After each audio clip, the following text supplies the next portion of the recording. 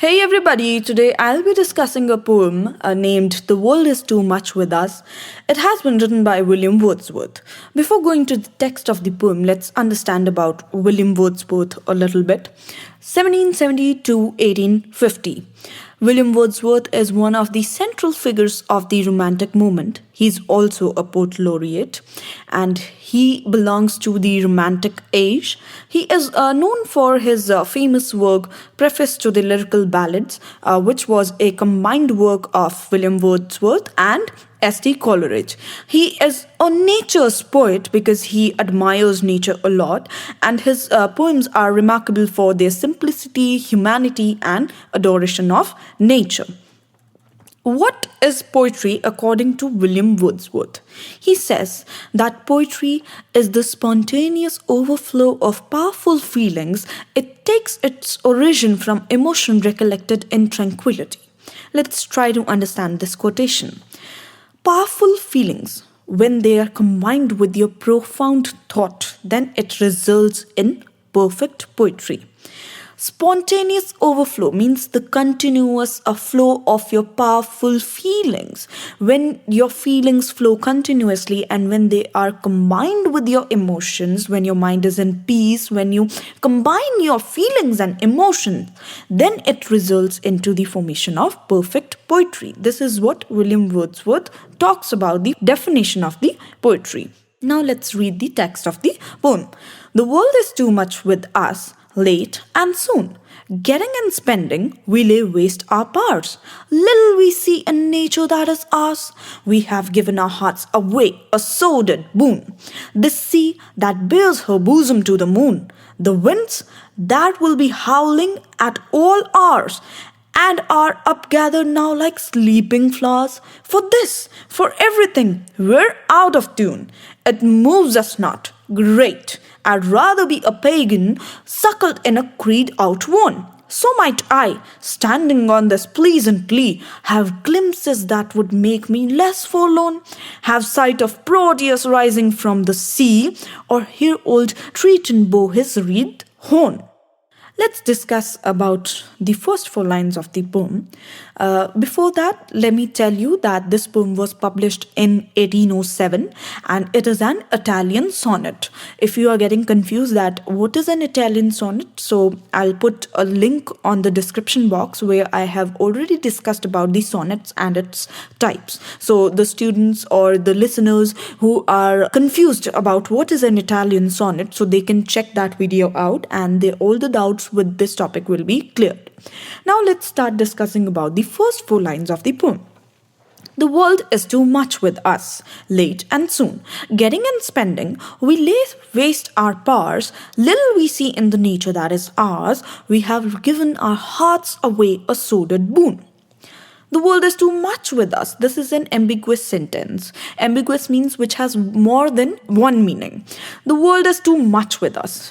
One way of understanding this sentence is that the world is too much with us. It means that world is fed up with us. Or the second meaning that is like kind of more appropriate with the theme of the poem is the world is too much with us. It means that world, the worldly things, the materialistic things, they are too much with us. It means that we humans, we the people, we admire worldly things a lot. Worldly things means materialistic things such as huge buildings, expensive mobile phones and all these kind of things. It means that we are so much with them that late and soon. What do you mean by late and soon? It means in the past as well as soon in the upcoming future, we are never gonna get rid of them. This is what the first line means. Getting and spending, we lay waste our parts. Now human beings, they are very smart, they have many parts, but we are getting and spending. What are we getting? We are getting money, we are earning money, and we are spending it uselessly. Uselessly, why? Because we are admiring the worldly things. So little we see in nature that is ours. It means that we are not appreciating our mother nature. We do not see the beauty of nature. We have given our hearts away, a sordid boon.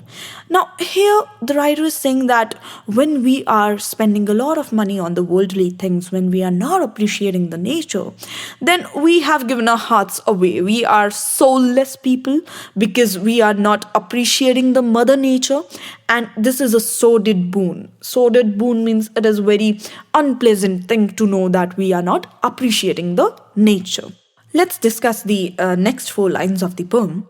The sea that bears her bosom to the moon, the winds that will be howling at all hours, and are upgathered now like sleeping flowers. For this, for everything, we are out of tune. The writer has taken up the natural elements in these lines where he says that the sea that was in front of the moon with her bare bosom, and the winds that were about to howl for all the hours, all the continuous hours, they are now acting like sleeping flowers. It means they are very inactive, they are very quiet. And for this, for everything, we are out of tune. What does it mean? It means that we are quiet. We cannot notice all these things. Why? Because we are lost in our man-made world, which we often call the materialistic world. Here the writer is saying that we are out of tune. It doesn't affect that how is the sea, how's the moon, how's the wind. Nothing is affecting us. We are totally out of tune. This is what the writer is telling us. Let's discuss the next four lines of the poem. It moves us not. Great. I'd rather be a pagan, suckled in a creed outworn. So might I, standing on this pleasant lea, have glimpses that would make me less forlorn. Here, in the very first line, he is telling, it moves us not. It means it is not affecting us. We are not getting affected by the nature anymore. If it's not beautiful, then also it doesn't matter to us. And if it is beautiful, then also it doesn't matter to us because nothing is moving us. Oh, great. I'd rather be a pagan, suckled in a creed outworn. Here, writer wishes to be a pagan. What is a pagan? What do you mean by a pagan? Pagan is basically a person who does not belong to any main world religion. He wants to be a pagan because if he would be a pagan, then he would not be a biased one, a biased person. He would be able to take decisions very strongly. You can call a pagan an atheist also. So he wishes to be a pagan so that he could stand in front of the pleasant lea. Pleasant lea means green grass. He wants to be a pagan so that he could explore the nature, the natural beauty of the Greenland. He wants to have the glimpses that would make him less forlorn. Forlorn means lonely. He wants to be in front of the nature so that he doesn't feel alone anymore. Let's discuss the last two lines of the poem. Have sight of Proteus rising from the sea, or hear old Triton bow his wreathed horn. Here the writer is talking about the Greek mythological symbols, Proteus and Triton. They both are a Greek god. Here he is saying that when he would be standing in front of the Greenland, then he would want to have a vision where he could see Proteus, the god of sea, coming out from the sea, and he would also want to listen to the horn which would be blown by Triton, again a Greek god. So in the whole poem, the writer has told us that nowadays how people are getting affected by the worldly things, how they want to live in the materialistic world. So it's high time. Here the poet has given us the warning that it's high time. Now you should go back to the nature because nature is our mother actually. And William Wordsworth is basically a nature's poet. He's warning us again and again that we should respect our nature. We should appreciate its beauty. What are the main questions that you should prepare? First and foremost is the thematic concerns that are discussed in the poem. There's another important question about the Greek mythological symbols that are being discussed in the poem.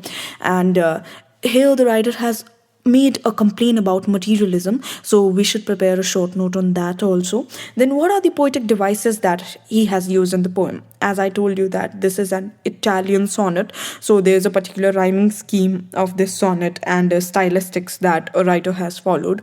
So you should discuss about that also. And he has used simile and imagery, so you should discuss about that also in this short note. And of course, William Wordsworth as a nature's poet. Thank you.